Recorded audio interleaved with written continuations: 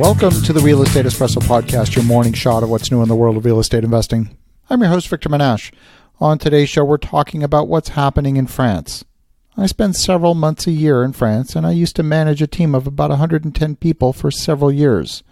I understand a little bit about French culture, and it's very different than what we're accustomed to here in North America. Unlike the US and Canada, the business environment in France is highly dominated by labor unions. In fact, any enterprise having more than 50 employees must have a works council by law. A works council is a union, and unions in France are incredibly militant. When I was managing a team of microprocessor designers, professional electrical engineers, I was pretty surprised to see them on strike one day, picketing in front of the building and being interviewed by the evening news TV show. The trigger for the current protests has to do with retirement programs. The retirement age in France is 62, and that compares with 65 in North America and 67 in some other European countries. The math is pretty simple. Demographics says the entitlement programs in most countries are underfunded when you fast forward only a few years into the future. President Macron wants to consolidate the country's 42 different pension plans, each with varying retirement ages and benefits, into one universal system. Many civil servants, including teachers and rail workers, worry they could lose some of the advantages they enjoy under the current system. The contentious proposal includes a system of bonuses and penalties to incentivize people to work until age 64, 2 years beyond the legal age of retirement. Unions have reacted by calling on workers to hit the streets, and workers are taking to the streets in droves, virtually paralyzing the country. The latest estimate from the French Interior Ministry is that over 800,000 people participated directly in the protests.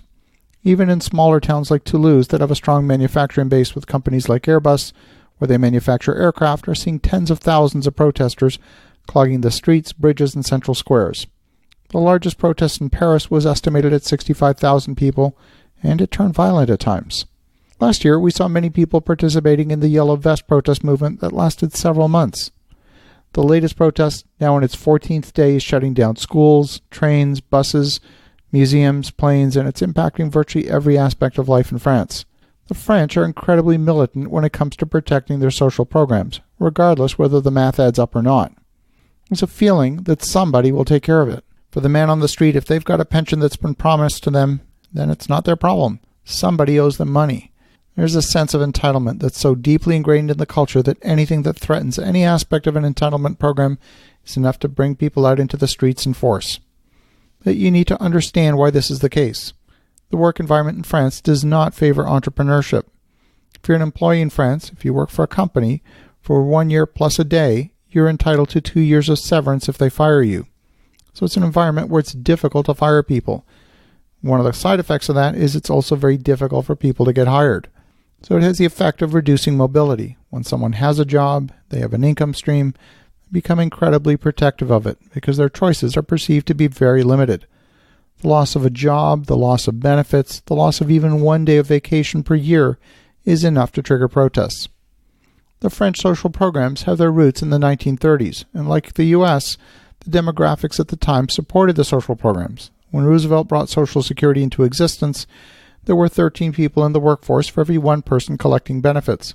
Life expectancy was such that people were not living that long after retirement, and therefore the cost of funding the program wasn't that high.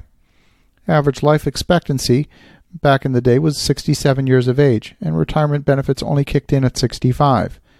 Today, life expectancy is close to 80 years of age, and there's only 4.6 people in the workforce for every one person collecting retirement benefits. Over the next 10 years, that's expected to drop to 3 people in the workforce for every one person collecting benefits.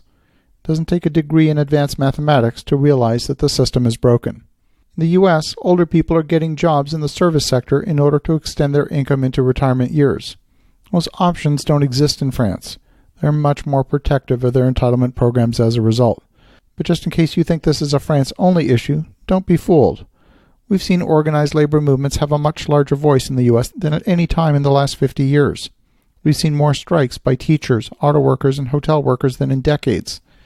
And public sentiment is much more favorable towards unions, where they now have a 64% favorable view in the eye of the public, according to a recent poll by the Gallup organization. That's the highest it's been in half a century. I've long maintained that if you want to see your future, you just have to look and see what's happening in Europe. As you think about that, Have an awesome rest of your day. Go make some great things happen. We'll talk to you again tomorrow.